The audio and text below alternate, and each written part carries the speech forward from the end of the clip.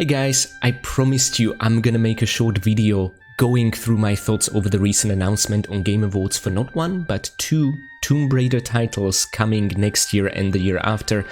What a time to be a Tomb Raider fan. Now, I unfortunately don't have quite as much time as I would like to dedicate to this analysis, simply because I just recently traveled back home. My body's still jet-lagged via 6 hours. It still thinks I'm in United States. I'm traveling again today. I have very brief time to do this, but let's together dedicate a couple of minutes to deep dive into what has officially been announced, what has actually been shown, and also maybe talk about what hasn't been shown and what are the implications of that. This is all very exciting, but I also feel that whenever us Tomb Raider fans are really happy about the franchise being breathed a new life into, we tend to get a bit overhyped and maybe blow things out of proportions, and ultimately I think that's damaging to us as fans, but also to the developers, because it can set unrealistic expectations and it doesn't really benefit anyone in the end, okay?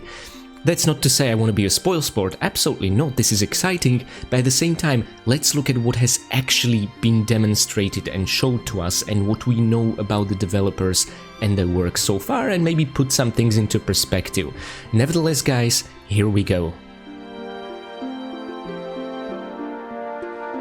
My apologies for being a bit self-indulgent here, but I would like to show you a post I made a couple of days ago when it was announced that there will be a huge announcement for the Tomb Raider franchise. So my biggest desire was that we would see new gameplay footage for the next mainline entry in the series, so Tomb Raider Catalyst. And unfortunately that hasn't happened. We have a very interesting CGI trailer we are absolutely going to go through today, but no gameplay footage whatsoever. And just to put things into perspective, the time difference between the end of Core era, so Angel of Darkness in 2003, and the beginning of LAU trilogy, Tomb Raider Legend in 2006, is 3 years. The time difference between Tomb Raider Underworld, the end of LAU trilogy, from 2008, and the beginning of the Survivor trilogy, so the reboot in 2013, is 5 years. And since the end of the Survivor trilogy's Shadow of the Tomb Raider in 2018, we've been 7 years without even seeing some gameplay footage of the next main entry in the series. This is a problem. The game has been in development hell, and it has me worried, honestly. And what I've seen in the Game Awards so far puts my mind at ease in terms of the direction they're taking the game in, but not in terms of how it's gonna technically turn out, and we're gonna get to that later, okay? So I just really wanted to put things into perspective.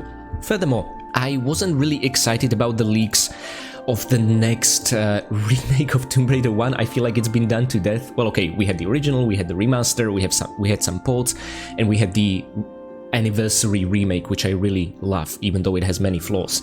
And I just felt, okay, the story's been done, we can pick a different story from the Tomb Raider franchise to do. So I kind of just rolled my eyes when the leaks started going, oh god, I hope they're not gonna make another Tomb Raider 1 remake. But the footage in the trailer completely won me over, and I'm gonna get to that in a second.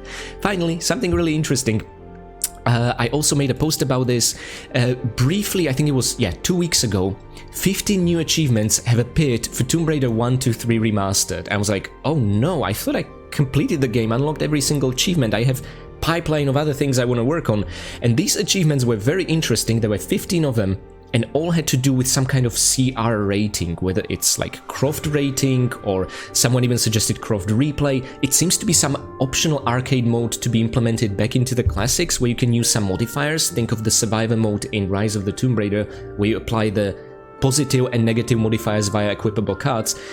And then all these achievements were patched out and disappeared. Now this could be Crystal Dynamics or Saber Aspire gauging the audience interest via an intentional leak, or it could have been an accident. We'll never know. We can only come up with conspiracies.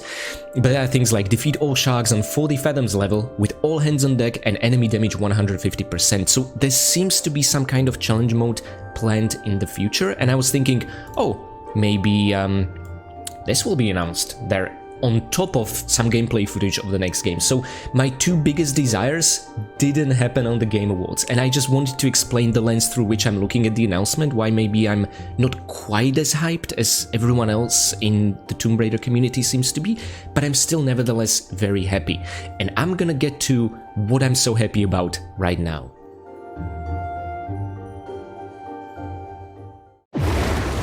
It's been years.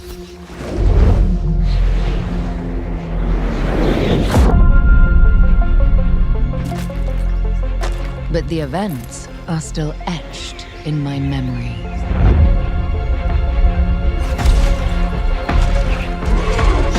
Lost worlds, frozen in time. New discoveries, waiting behind every door. Across every chasm.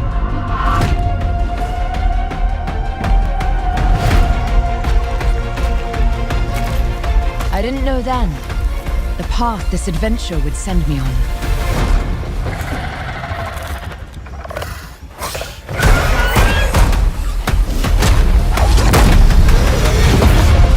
But it lit a fire that still burns. I need to see more. I need to go further. To uncover the secrets of Atlantis.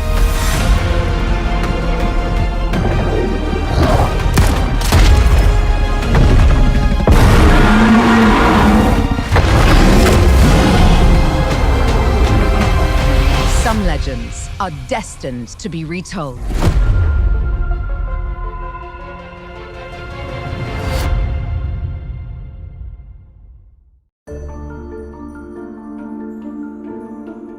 Like I said at the beginning of the video, the trailer completely won me over as unenthusiastic as I was about yet another Tomb Raider 1 remake, but here we are. Now guys, let's take a look at this shot by shot and I'm gonna share some of my thoughts. In the very first few seconds, we essentially see Lara reacting to weather effects surrounding her, like the water over here. This is something we've seen for the first time, I think in Tomb Raider 4 Last Revelation with droplets coming out of her body. Then Tomb Raider Underworld, this was perfect when she was covering herself from fire, there were mud effects and all that. And in the Survivor trilogy, it was the best it's ever been, maybe to be topped up by the remake, so that's pretty neat. Then she moves past the waterfall. There we go, sweeping shots. Of course they want to show us the swan dive, they know what they're doing, at least in this regard, that's amazing to see. There we go. Amazon Game Studios, that's the part that honestly has me a bit worried, because I have yet there's nothing about Amazon Game Studios credentials that would make me excited from their past work, but who knows, this might be the first game. So mix of pre-alpha and in-game footage, pre-alpha in-game footage and cinematics, so they're at least being honest about this, but it seems the Unreal Engine 5 is capable of this, at least as shown here in decent frame rates, but again in trailers, you know, they often skewer our perception of what the actual frame rate of the actual released game will be like. Again, the technical performance is my biggest worry for both games. But let's see. Lara's boots seem to be leaving some steps in the mud, which is excellent. We see the gun holster, back pockets, her classic fingerless gloves, the teal shirt, here we go. I would like to take a closer look at the gun. We see the handles, but I can't make out the ornament over there. Okay, and there we go, sweeping shot of what I presume is the Lost Valley. We'll see. Oh, guys, this shot really warmed my heart when I saw it. I was up at, what was it, like 2:30 watching this on Game Awards Live. I'm like, this is the entrance to the city of Vilcabamba, the end of the caves level, the very first level of the game. You see the blow-dart traps all over the place and a large door that you need to open. Hopefully it will be on a timer to make things a little bit more interesting. Some water effects there, and it's kind of difficult to tell from here what is climbable, what isn't. I mean, you have some sort of 90-degree ledges and things like that that look very climbable, but I have no idea yet just how interactable the environment will be and how they will avoid the trap that LAU trilogy was known for, where every single grabbable ledge was really obviously highlighted to the point it kind of broke the immersion. There we go, representation of the golden idol, although it looks demonic almost. Ooh, okay.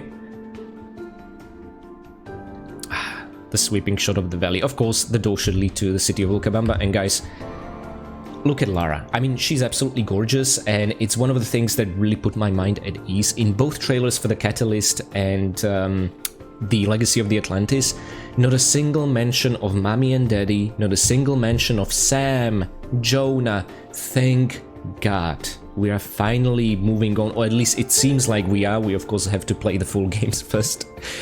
But it's about bloody time, and I think they took the most inspiration from the LAU Lara, and I think it's a good direction to go. I think LAU Lara is the best Lara out there. Not the best games, but the best Lara in my opinion. I know a lot of you absolutely love Angel of Darkness Lara.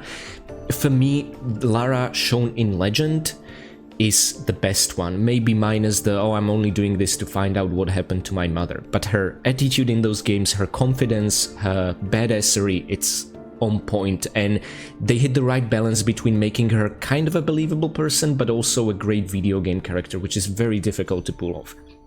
The core era Lara, as much as I love her, was all just a video game character, and there's nothing wrong with that, by the way. But I always found LAU Lara more appealing, and this seems to be the direction. Also, very important thing, the voice actress for Lara, me and Chris from Raidercast both assumed, oh, this must be Hayley Atwell from the animated series, and no, actually, as it turns out, this is Alex Wilton Regan. That's a mouthful, and this name meant nothing to me up until I checked her on IMDb and the work she put into video games all the years back. At least IMDb shows us games from 2001 onwards, okay? And I thought I knew the voice, but it's not from the Netflix animated series. I've played Risen 1, I thought I recognized her voice. Also Dragon Age Origins, she was Ser Cothrian, she was Sanga Petra. She did a couple of very British, posh sounding voices there, and that's perfect for Lara. Also, moving on, she was Myri in the Dragon Age Origins Awakening expansion, the companion that unfortunately dies very early on. So Tamara, I actually don't remember. Dragon Age 2 I played a couple of times, I don't remember Matcha Lily or Templar Ravina, I'll be honest. So secondary characters, but the one I remember the most, Mass Effect 3 Commander's Communication Specialist Samantha Trainer voice. She was awesome, she's the reason I completely dropped Liara in the third game. So I'm really happy to see her back, and also Patty Steelbeard from Risen 2. Terrible game that I love. And as we move on, we see more of her work in series, movies, and video games. The good thing that puts my mind at ease is that this lady is no stranger to video games, which is very important. She also voiced one of the female Inquisitor voices in Dragon Age Inquisition, which I have yet to play, but I know many people love that voice. In the associated DLCs, also in the Veilguard, where the Inquisitor makes a reprisal over here. Let's go back to Assassin's Creed Origins. I love that game. She voiced Aya, essentially Bayek, the main character's wife. So I really did like Aya. So this is really good. She voiced a couple of characters that I really like, and she just has this British poshness about her when she wants to, which is very important for Lara. See, we essentially, in the Survivor trilogy, Camilla Luddington, and I think she did really well going through young, distressed survivor like Lara, but I think it worked great for 2013, but for Rise and Shadow, it felt like the character isn't evolving at all, and also, this isn't really Camilla's fault. I think it's a casting issue. She just sounded way too American and not British enough, which in general is fine, but for Lara Croft specifically, for whom being British is a big part of her identity and kind of a national pride for British video gamers, that is a problem. So I'm really happy that we're back to someone who sounds very British, okay? Just wanted to share that. So anywho, back to Lara over here, let's move on to the next shot. There we go, there's gonna be grappling, like LAU trilogy has shown us, although this looked more akin to the Survivor era grappling, which is fine, very contextual.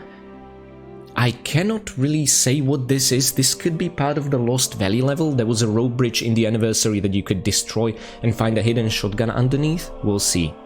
Almost everything seems to be Peru here. This could be the Gears puzzle, which is gonna have a bit more interactivity, which will reveal the entrance to the Tomb of Qualopec behind the waterfall. We'll see.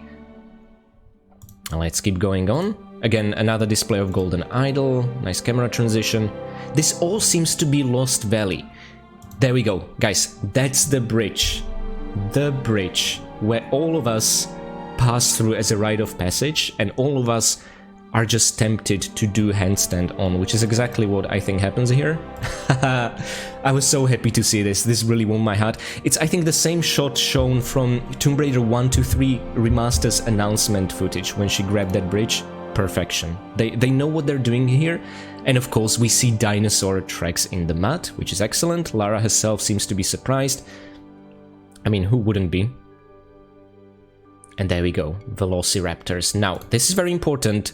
It's finally confirmed, dual pistol firing. We all thought this is going to be the case in Rise of the Tomb Raider already because of the ending of Tomb Raider 2013, but they just never did that. They always stuck to the bow and climbing axe for whatever reason. So finally, we're gonna get some dual pistols action.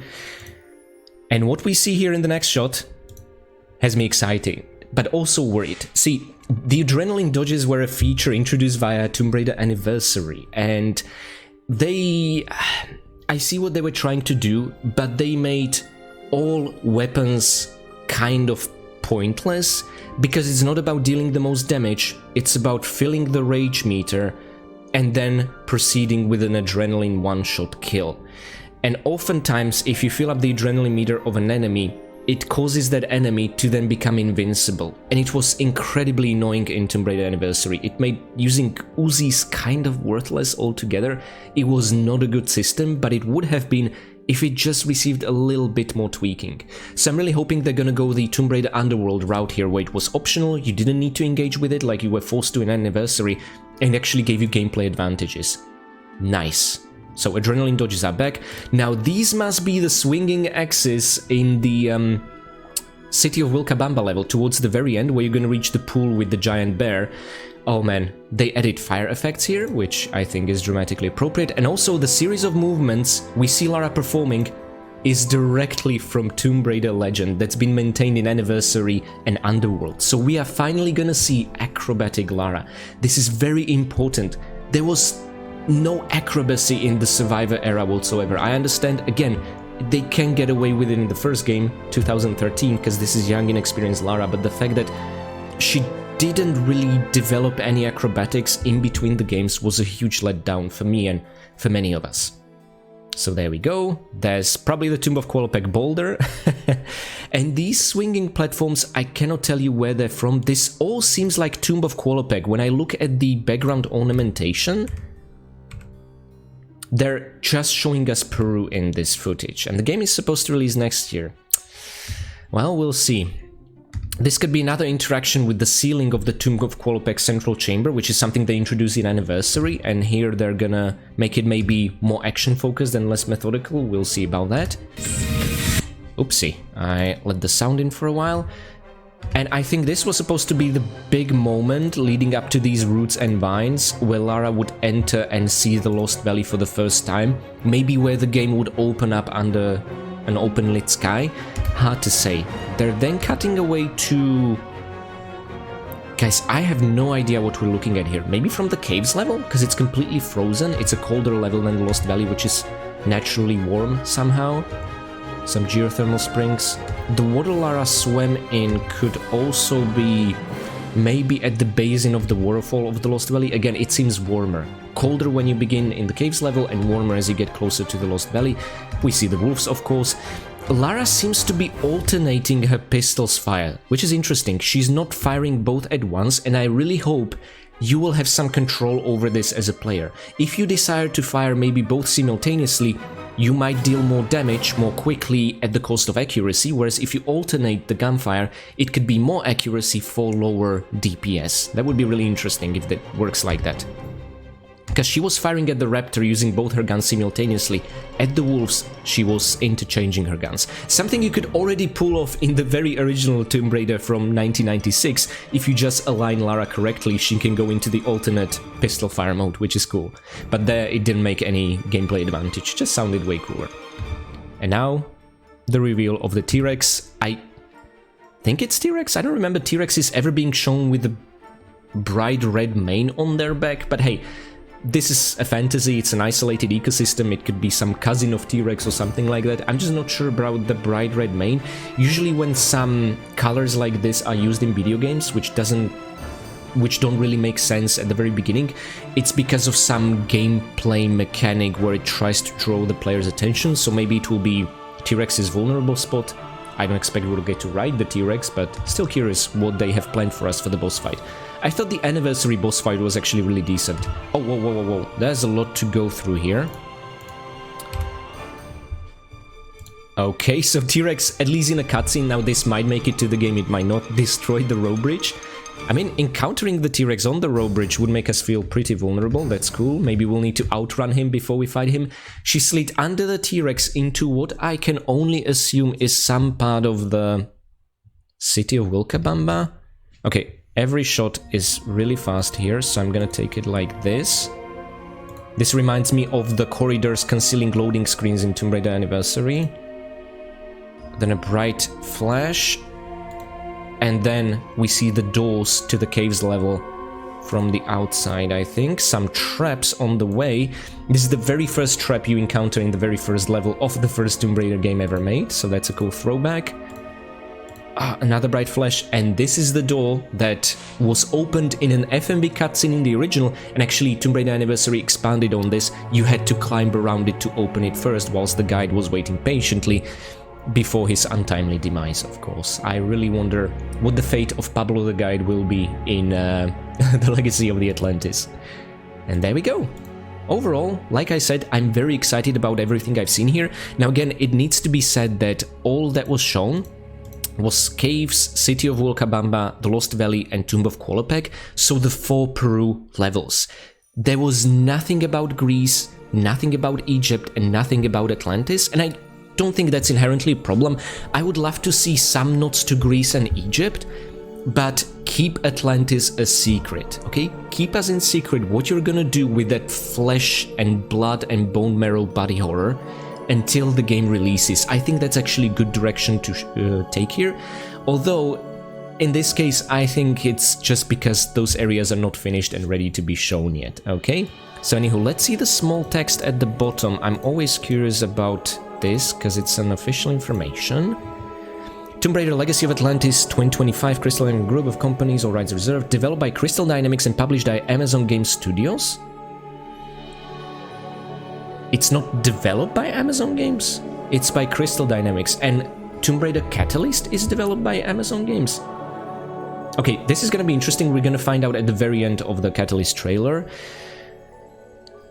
Okay, interesting. So Crystal Dynamics are developing the game that's supposed to come out next year that actually has some pre-alpha footage to show us. And again, this really has me worried for Tomb Raider Catalyst, which is developed by Amazon Games. But okay, guys, so this was sort of the deep dive through the trailer itself.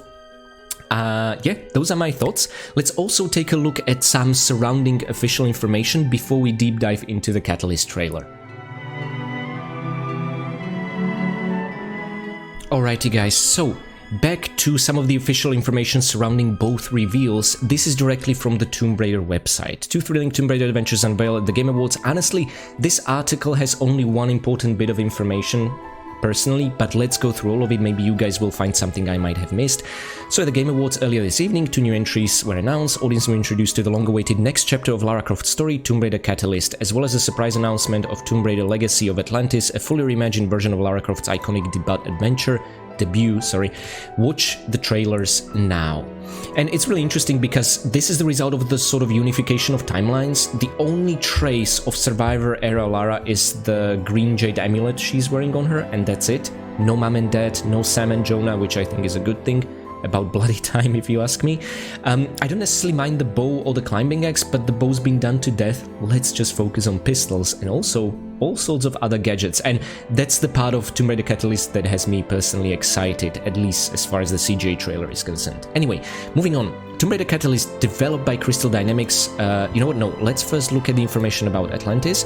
In addition to the next chapter of Lara's story, some legends are destined to be retold. Captures the wonder and excitement of Lara's debut adventure, revisioned with modern gameplay, visuals, and storytelling, developed in partnership between Crystal Dynamics and Flying Hawk. I'm gonna pause here. I had no idea who Flying Hawk are. I checked their website, and I see they're a Polish-based development studio. Amongst their recent games, of course, they now announced Tomb Raider, although they could have added the full title here. Shadow Warrior 3, Evil West, games I heard good things about, haven't played. I really want to play Trek to Yomi. If I click Load More 5, it doesn't work on their website, so I checked Wikipedia. Honestly, the only things out of what Wild Hog worked on is the Shadow Warrior sort of reboot from 2013, which was phenomenal. But that was 12 years ago, so different people, probably, maybe some still remain. I have no strong feelings about Wild Hog. I'm not sure exactly what their role on the Legacy of Atlantis is. It's not really clear here. They were not even mentioned in the small text of the trailer here, which is a bit odd. So maybe they're just helping with ports to other platforms. I would like to know what the core platform this is being developed on is. Is it PlayStation? Is it PC? We don't know. The game features stunning visuals powered by Unreal Engine 5. Oh boy. Modern game design and new surprises that honor the spirit and atmosphere of the original game. As Lara Croft, players will harness their wits and athleticism to explore exotic locations, lost to time, traverse treacherous landscapes, solve deadly contraptions, and face lethal predators in the quest for the scattered pieces of the Scion, an artifact of immeasurable power, essentially CD disk you put into a computer and can clone monsters, is what it's been so far. It's supposed to be this library of Atlantean knowledge. Maybe it was just misused by Natla, the villain of the original game, for this one specific purpose, but it was never really explored what else Scion can do, so we'll see. Okay, now let's move on to the information on the Catalyst and then watch the trailer. So Tomb Raider Catalyst, developed by Crystal Dynamics, marks a bold new direction for the series as Lara Croft embarks on a new adventure across northern India. Guys, correct me if I'm wrong, but is there a sentence you're more allergic to than bold new direction? That usually means something very bad, but let's see. This is corporate speak, of course. Tomb Raider Catalyst is set in the wake of a mythical cataclysm that has unleashed ancient secrets and awakened the mysterious forces that guard them. The cataclysm word seems to be important for this game, and I'll get to that more as we watch the trailer. When the most notorious treasure hunters from around the world descend on the region, Lara races to uncover the truth buried beneath the fractured landscape and stop those who would use its power for their own game. As the ancient world collides with the present, Lara must decide who to trust among rivals and allies. So is she not gonna be a lone wolf? The trailer leads me to believe otherwise. There were not a single show of allies in the trailer, but we'll see that. To prevent a catastrophe and protect secrets that could reshape the future. Again, Unreal Engine 5 delivers the largest Tomb Raider world yet. Guys, I'll be honest, I'm so tired of open world games. I know there are open world games that are fresh, made well, but I...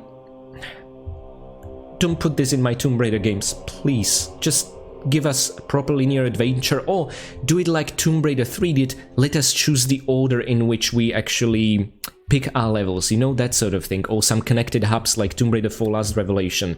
But don't please make us lose all weapons in Nevada, because that then beats the purpose. Those of you who are OGs understand, but an open world, I'm just not sold on this idea. Well, Lara will traverse a landscape full of secrets, delve into tombs packed with intricate puzzles, and solve ancient mysteries using her unmatched brilliance and richly customized adventure tech. I think the perfect mix between open and linear world was actually in the Survivor trilogy. You had areas you could explore in whatever order you want, and you also had a reason to return back for some collectibles, goodies, and upgrades. I love that. Perfect for longtime fans and newcomers alike, players will experience an exhilarating story of trust and betrayal. Really? Okay, that is Lara Croft in new ways. Tomb Raider is set to launch in 2027 for PlayStation 5, Xbox Series X and S, and Steam. The thing is, in 27, PlayStation 5 will be kind of an old hardware, at least the normal non-pro version. So, again, I have very serious concerns about the performance. Now, of course, I will mainly want to play this on PC, and I need to upgrade my PC hardware anyway, which is going to be ridiculously expensive with the RAM shortage currently, but yeah, we'll see. Performance still has me worried. For more information on both titles, including the trailers and the opportunity wishlist, stay on the socials. We're incredibly excited to share more information with you about these upcoming titles as we celebrate 30 years of Tomb Raider. Stay tuned to our socials and TombRaider.com for even more in the coming months. So, what was really the only interesting information here personally is, of course, the confirmation both are Unreal 5 engine, and also here you see voice actress Alex Wilton, which we talked about a while ago, as Lara Croft, known for her performances in Dragon Age Inquisition. Funny how they don't mention Wellguard. Cyberpunk 2077 and Mass Effect 3, my personal favorite performance of hers. Wilton Regan's dynamic portrayal of Lara energizes gaming's most iconic heroine with fresh spirit and depth, marking a new era in the Tomb Raider franchise. So that's essentially it. There is a little bit more interesting article in let me see. on Steam. So here we go, Lara Croft Returns. Raiders, as Lara said, it's been years. We're excited to share with you not one but 2 new Tomb Raider games. As someone who has worked on the Tomb Raider franchise for over 20 years, who's this guy? Noah Hughes, Studio Creative Director at Crystal Dynamics? I've never heard of Noah. Okay. It has been an honor to inherit and expand upon an incredible legacy. Tomb Raider is about adventure-fueled experiences that entertain, inspire, and empower audiences. The mission continues to guide every new... You know what? I'm happy that he mentioned the word empower. Lara has always been a power fantasy.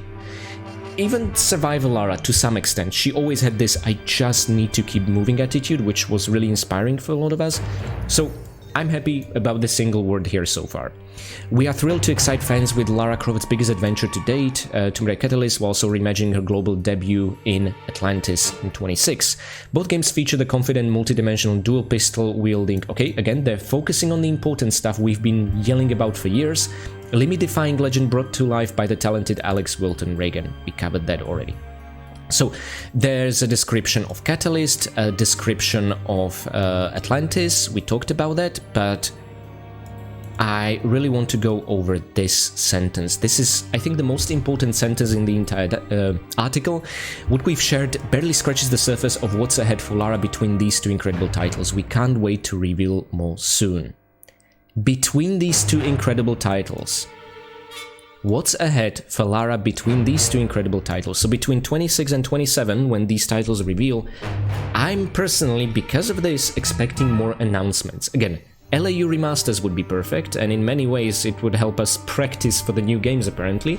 Seems to have a very similar control scheme from the footage shown for Atlantis, and also, I want to know, I'm gonna go back to my post, what's up with these achievements for the core era remasters. That's all I'm gonna say now. So anywho guys, wanted to go over the official information, and now let's finally take a look at the Catalyst trailer, which I'm gonna let you enjoy, and then let's analyze it shot by shot.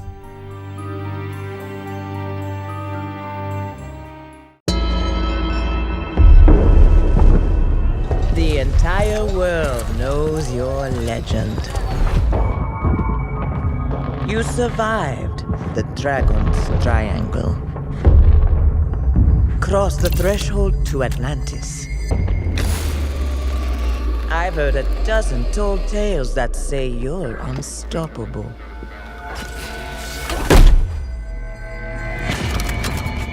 But I say, all legends must come to an end.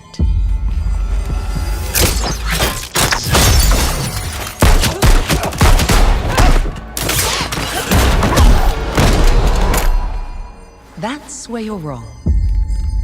I'm just getting started.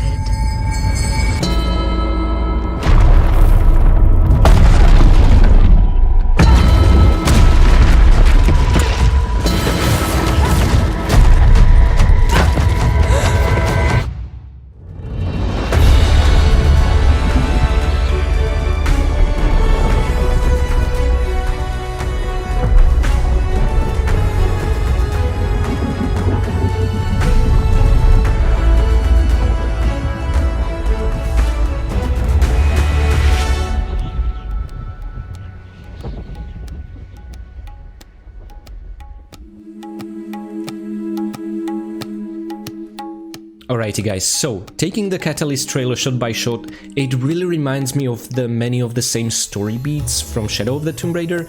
There seems to be a big feast and celebration like the Day of the Dead in Shadow, then Lara and her rival proceed to take an artifact which triggers a global cataclysm. Again, the word cataclysm was important in the Tomb Raider article.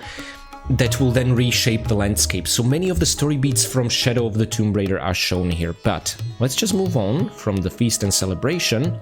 And very important, at least they're being honest about this, not actual gameplay, which is why I'm not quite as excited for the Catalyst and overall a bit disappointed they didn't show us the new gameplay footage for the new main game in the series. Yeah, that's a bummer. Oh look, a nice reference to Tomb Raider 3's monkeys. Again, happening in India, so there we go. I wonder if we can kill these buggers to wrap up our kill count. Those of you who are watching my Let's Plays, you know what I'm talking about. Okay, now this shot is interesting. look at the gear, and gear seems to be a huge focus of the Catalyst game, and honestly the point that I'm most excited about, Lara is gonna start using cool gadgets. Again, we had this in Legend and Underworld mostly, not so much in Anniversary, with the magnetic grapple, the red binoculars, the personal light source, all sorts of things you could do, and especially in Underworld, the way you could use grapple was phenomenal, and I want to see more of that. Lara seems to have more of a Batman-like grapple from Arkham series, which has me really excited, on her wrist, and she seems to leave the bow and arrows behind. I think they're trying to communicate to us, guys, we are finally moving on, although to be fair, Crystal Dynamics have told us multiple times throughout the years that we are moving on, and they never did. So I'm gonna be a bit skeptic unless I'm convinced otherwise, but for this reason I like this shot. She's gonna take the grapple, she's gonna take the pistols as we'll see, she leaves the bow behind. About bloody time. She descends into a cavern, there seem to be a pantheon of Indian gods represented there and some generic mercenaries, and look at this, guys. Lara is not intimidated by whoever this is. I think the villain seems to be some other treasure hunter, and in many ways it could be cool. Some time ago, earlier this year, I had an interview with Chris from Raidercast, and he said something really interesting, that he doesn't want the next game to be about Lara's personal journey. And this might be a bit of a controversial one. I don't necessarily want the game to be about Lara, in as much as I don't want the plot to revolve around Lara. I want the plot to either revolve around maybe something she has done in regards to a tomb or an artifact. Cool, we had that a few times before in the past and it works. But if it's all about Lara and what she thinks and feels and wants and is dredging up from her past, and everything in the story is just about her and her friends and how she relates to the world, no. Make it about the tombs, make it about the artifacts, the mysteries, the ancient stories, the lore. Give us more of that. That is something that I really want to see. He doesn't want it to be Lara focused, he wants it to be adventure focused. And in many ways this could be the way to go if the heroes and villains are just rival treasure hunters seeking who gets to get there first. In many ways there are no good or bad people here, at least from what I can tell from this trailer, and that to me is incredibly refreshing. Don't also try to portray Lara as this huge good person. She's not. She's a terrible person, which is why she's so much fun and we love her as a power fantasy. But look what Lara does in this situation. She turns full Batman mode. She turns off the light and just takes out everyone, although she kills, unlike Batman. There she is. Nope, lights out. Takes her pistols, kills everyone. Hopefully these are real bullets, but we'll see. And then she just kicks whoever this rival is and says, I'm just getting started. Very nice. And yeah, this is, I guess, the best shot of Lara we have. This is the same Lara we see in the Atlantis, but she looks a bit different. The lighting conditions are different. And also, I think she's supposed to be significantly older here, which I'm all for. Honestly, the Underworld Lara, I think, was the oldest one we've seen so far. She was fantastic, although in the in-game graphics she looked a bit uncanny, but that's not here or there. So we'll see what the plan is for the unification of timelines, how much of a distance in time there is between her Legacy of Atlantis adventure and the Catalyst adventure. Or maybe it's just happening one after another and she just looks a bit different here for no apparent reason. I don't know. Okay, then we cut halfway across the trailer. See, this is what I'm talking about. It seems to be going through the same story motions like Shadow of the Tomb Raider, which I'm not yet sold on. That seeking the relic, they're both gonna trigger a cataclysm. She and her rival, whoever that is. There we go. Everything's falling apart, which is gonna make for great sections. We could see sliding. Oh, wait a second. I can't believe I glossed over this. Is there wall running? There is wall running, guys. I hope it's not just for the trailer. Again, nothing shown here is actual footage. This is all just a trailer, so I'm a bit careful in my expectations, but there's an intention behind every shot of a trailer when a game is being released. They at least want to convince us that there will be wall running, so let's hope they're gonna fulfill that promise. There's sliding, jumping for sliding, classical moves, of course. Oh, that was a good shot of Lara as well. We often see that in a thumbnail of the trailers. I think even in... maybe this would be the best way to show you on the article here. Yeah, this looks like older Wizened Lara, and I'm all here for it. Absolutely adds to her attractiveness, in my opinion. And the Cataclysm. So the landscape is being changed, not unlike in Shadow of the Tomb Raider, but those were always very scripted events, and I'm not saying that as a bad thing. They were scripted and I loved them. Here, because of the open world feature and what they told us in the article so far, I'm thinking maybe this will be dynamic and we'll have to improvise, but again, I can't imagine any hardware pulling this off in Unreal Engine 5. I mean, the optimization effort this will take has me scared. And there we go, sweeping shot. We see also some flying temple in the distance here. Can you guys catch that? Let me zoom in a little. There is a flying temple, so weird stuff is gonna be happening across this northern Indian landscape, and that sounds phenomenal. I don't think anything as crazy will be happening in the Legacy of Atlantis, and maybe they're gonna use the extra year to figure out how to technically pull this off. We'll see, but it has me worried. If they actually do, kudos to them. There we go, Tomb Raider Catalyst. You can see the rocks from the Cataclysm bit volcanic. They don't really fit the landscape, and that's the purpose. So the open world should be a bit dynamic in this regard. And again, let's look at the small letters here. Developed by Crystal Dynamics and published by Amazon Game Studio. So the same text as for the Legacy of Atlantis, but I was told this entire time that it's developed by Amazon Game Studio. So Crystal Dynamics are developing both? Guys, if you have any more reliable information about this, please let me know. Again, like last year with the announcement of 4, 5, 6 remasters, they were really cryptic about what's being developed by Saber and what's being developed by Aspyr, and now I'm facing the same issue here. They're not being clear what's developed by Amazon Games and what's developed by Crystal Dynamics, so that has me a bit worried as well. And there we go, this should be the end of the trailer. Yeah, so no gameplay footage whatsoever, but we can see the direction they're taking the game in. So guys, that's all the thoughts I have time to share right now. I'm sure more will pop into my head. I might make a post if something will occur to me, or if I'll find out anything more, or if they share some official information and I'll actually have time to stop and analyze and research it properly, I'm gonna make another follow-up video to this. But overall, I am happy about the news. I was not expecting any Tomb Raider announcement in Game Awards, instead we got 2, so I'm happy about that. However, after I found out there's gonna be a huge announcement, I really hope for gameplay footage from what is now known as the Catalyst. We didn't get that. I also hope to resolve the mystery of the new achievements for the Core Era Classic remasters. We didn't get that. And what I wasn't keen on, we got, and that's the remake of the original, which actually won me over because of the trailer. So, my biggest fear is again technical performance of these games. If they want dynamic landscapes in the Catalyst, in Unreal Engine 5, on hardware like Xbox Series S and X and PlayStation 5, I don't know what kind of graphical and performance concessions they'll have to make, just being realistic here, but I'm fundamentally a PC player, although lately I've been branching into PlayStation via the virtue of many physical versions of games being released there more than on actual PCs nowadays. So, anywho, those are my biggest fears, performance.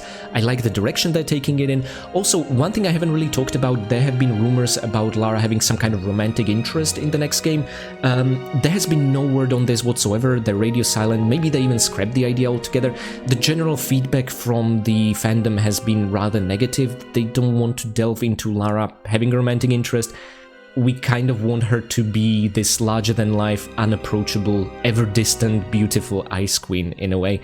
And also, it helps the power fantasy. Everyone can project themselves onto her if there's no romantic interest explored. So I think this is overall the right direction. Saying that, I wouldn't mind it if it'd be someone who actually is an interesting counterpart to Lara. Could be a rival adventurer, or could be someone who's so different from her it could lead to some really interesting character development arcs, but ultimately I agree with Chris from Raidercast here. I don't want Lara herself to be the focus of these games.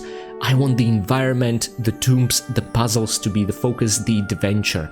And let Lara be the power fantasy we can project ourselves onto. So that's where I would like to leave things. Overall, very positive news. I am very excited, even though I try to take a step back and be more skeptical so as not to blow hype out of proportions.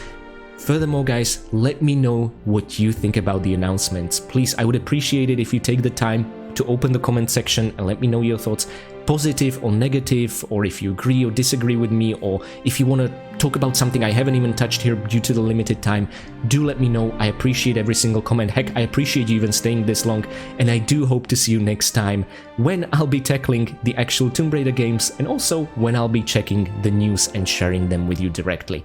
And until then, guys, I want to say thanks to my amazing patrons who make this possible, and until I'll see you again, I want to wish all of you happy raiding. I would like to say thanks to my free Patreon members, as well as my loyal Winstons. Blangoopel, Mick, Severin Drax, Enstickle, Katie Danger, Poother2, Basic Brownie, Bino, and Alex Clark. Next, I would like to say big thanks to my Caretaker Winstons, Michael McConkey, Karavetu, Renegade Durney, Blanket Fox, Jonathan Jones, Dig the Bee, and PD92. I would also like to give special thanks to my brave veteran Winstons, Andrea Paviglianiti, Alexander, and Richard Dearman. And finally, I would like to give one very special thanks to my one and only fine vintage Winston, Akira Foxmind. Thank you all so much. It still doesn't feel real, and it's incredibly humbling that so many of you go out of your way to support me, and the least I can do is to take the time off to dedicate to these videos and bring you all of them as soon as possible, with no ads and no nonsense. Next, guys, you will see me posting a video every single day for our 2025 Advent calendar, tackling Harry Potter and the Prisoner of Azkaban, an absolutely cozy game. For those of you who are waiting for Tomb Raider content, I have you covered on New Year's Eve, because that's when the light of horrors is strongest, which is why that's when I'm gonna release my New Game Plus long play video for the entire Tomb Raider 4 Remastered.